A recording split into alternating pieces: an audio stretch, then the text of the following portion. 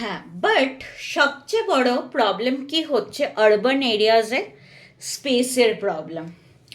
যে বাড়ি বানাচ্ছে, আরবানাইজেশন হচ্ছে অবশ্যই, ইন্ডাস্ট্রি হচ্ছে, বাট একটা বাড়ির ওপরে যদি আরেকটা বাড়ি হয় তো লোকের আরোই থাকার জায়গা থাকবে না। যেটা আগেও ডিসকাস করা হলো যে বস্তিতে, বস্তি কেন গড়ে ওঠে বলো তো?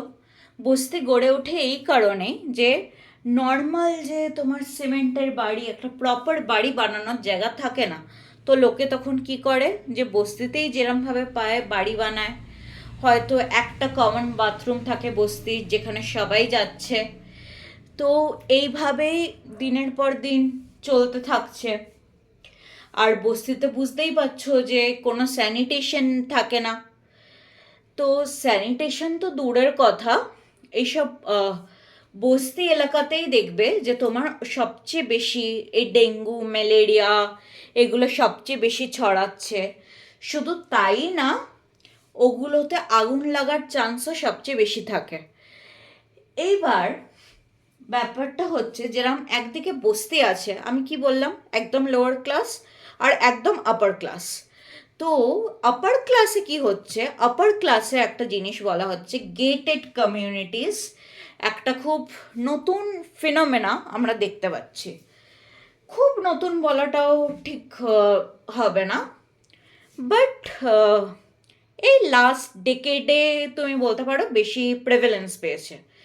এই যে গেটেড কমিউনিটিজে তুমি কি দেখছো, গেটেড গেট মানে কি, যে আড়াল থাকছে। এই আড়ালের ফাঁকে যে তাদের লাইফে কি চলছে দেখা যাচ্ছে না। তো এই গেটেড কমিউনিটিস কারা অ্যাফোর্ড করতে পারে? আপার ক্লাসরা। তাদের মানে এন্ট্রি এক্সিটও এবার ক্লাস সিচুয়েশনে যে আপার ক্লাসরাই যেতে পারছে। অনেক সময় মিডল ক্লাসদেরও ঢুকতে দেওয়া হচ্ছে না। এখনও যদি তুমি যে কোনো সিরিয়াল, হিন্দি সিরিয়াল স্পেশালি দেখে থাকো, দেখবে অনেক সময় এটা দেখাচ্ছে যে একটা ছেলে বা মেয়েকে, সে হয়তো খুব সাধারণ বাড়ির থেকে আসছে বলে তাদেরকে স্কুলে ভর্তি নেওয়া হচ্ছে না, তার যতই মেরিট থাকুক। whereas যার মেরিট নেই তাকে ভর্তি নেওয়া হচ্ছে because they are coming from a very affluent family. তো এই যে ডিসক্রিমিনেশনটা হচ্ছে গেটেড কমিউনিটির থ্রুতে, যেরকম ধরো ব্যান্ডরা একটা খুব পশ এরিয়া মুম্বাইয়ের, এই ব্যান্ডরাতে কিছু এক্সক্লুসিভ লোকজনই ঢুকতে পারে, স্পেশালি যারা ধরো সিরিয়াল সিনেমা করে বা খুব বড় ইন্ডাস্ট্রিয়ালিস্ট। তারা যারা ধরো এমনি চাকরিজীবী, সে সরকারি বেসরকারি যাই করুক, তারা হয়তো অতটা ঢুকতে পারবে না। আর তাদেরকে ওই এলিট স্কুলে যদি তাদের বাবা মার যথেষ্ট পয়সা থাকেও পড়ানোর, অনেক সময় তাদের ঢুকতে দেওয়া হয় না। আর এই গেটেড কমিউনিটির একটা বিশেষ ক্যারেক্টারিস্টিক হলো যে ধরো পুরো মুম্বাইতে বলতে ঠিক হবে না, পুরো কলকাতা একটা জায়গা না, মানে আমি আমি ধরে নিচ্ছি আন্ধেরি ওয়েস্ট থেকে মালাডে যে জলটা যাচ্ছে, সেটা একটা পাইপলাইনেই, সেম লাইন থ্রুতেই যাচ্ছে। বাট ব্যান্ডরাতে যেহেতু ওখানে এলিট ক্লাস পিপল থাকে, ওদের জল বা যে ইলেকট্রিসিটি সেটার ব্যবস্থা পুরোই এক্সক্লুসিভ হয়।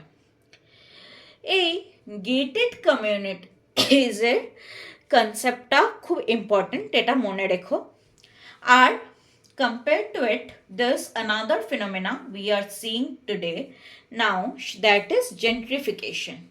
জেন্ট্রিফিকেশন মানে কি, ধরো কোনো বস্তি এরিয়ায়, মানে লোয়ার ক্লাস বা লোয়ার স্কেল এরিয়াই আছে, কিন্তু সেইখানে হঠাৎ করে কোনো ধরো প্রমোটার বা কেউ এসে মনে করলো যে এটার আপস্কেলিং করতে হবে। মানে ওই ধরো যে, এটাও অগেন তুমি সিরিয়াল সিনেমাতে হয়তো দেখেছো যে যে মানে বস্তি বা ছোট ছোট বাড়ি সব ভেঙে দেবে, একদম পুরো নতুন মল, পুরো মানে নতুন সুন্দর ফ্ল্যাট, ফার্নিশড ফ্ল্যাটস এইরকমভাবে করতে শুরু করবে। আর এই করে করে তারা মানে রেন্টাল ভ্যালু ইনক্রিজ হবে সেইটার।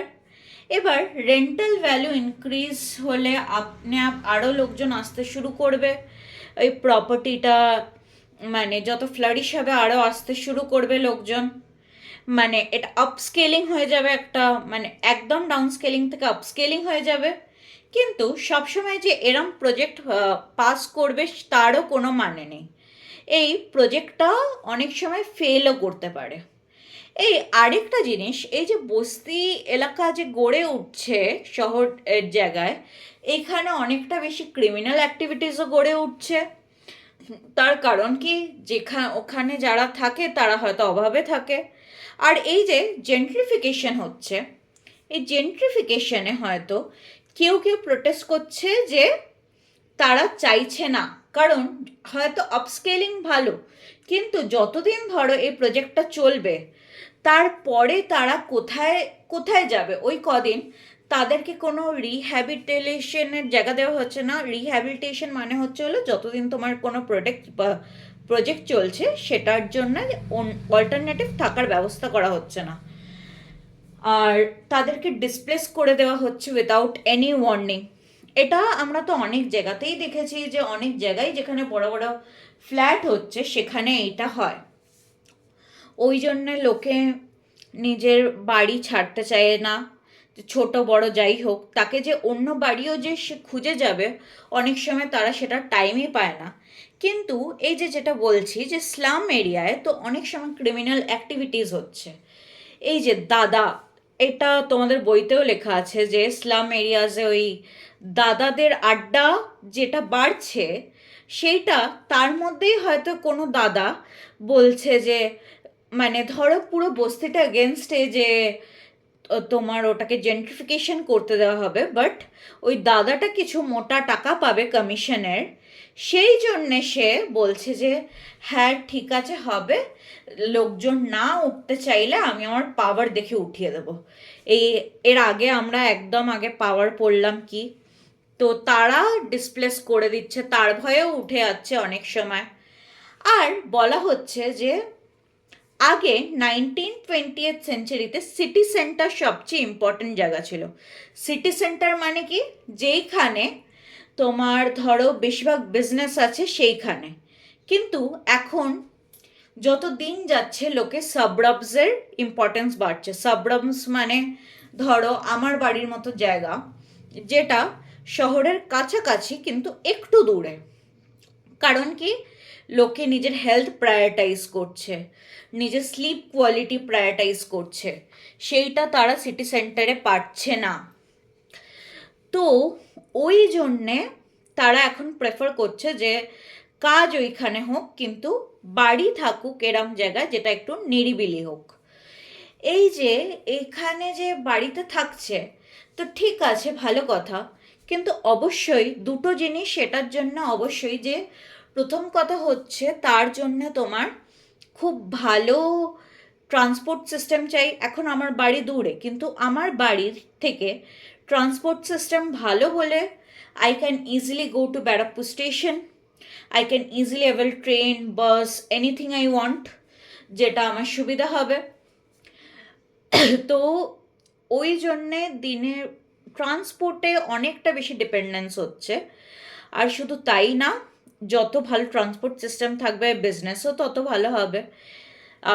তোমাদের বইতে একটা জিনিস লেখা আছে যে দিল্লি মেট্রো সিস্টেম যে কতটা ফ্লারিশ করছে বিজনেসটাকে, সেটা দেখা হবে। বাট আই থিঙ্ক এইটা একটু আগের, মানে অতটা আপডেটেড নেই। তো দিল্লির সিস্টেম তো ফ্লারিশ হচ্ছেই। আর তুমি জানো যে কলকাতা থেকেই ফার্স্ট আন্ডার ওয়াটার মেট্রো চালু হয়েছে, আরও মেট্রো লাইন চালু হয়েছে, সেগুলোও কতটা হেল্প করছে এখন দেখার। আর যেই সব জায়গায় ধরো যেরম ধরো হায়দ্রাবাদ এসবে মেট্রো লাইন বা ট্রেন লাইন অত ভালো না, their support system is mainly auto, car, এইসব। তো যেখানে কার বলা হচ্ছে ওইখানে একটু চাপের ব্যাপার, কারণ যখন কার নিয়ে আসা হচ্ছে তখন টাকাটা তো তোমার নিজের যাচ্ছে।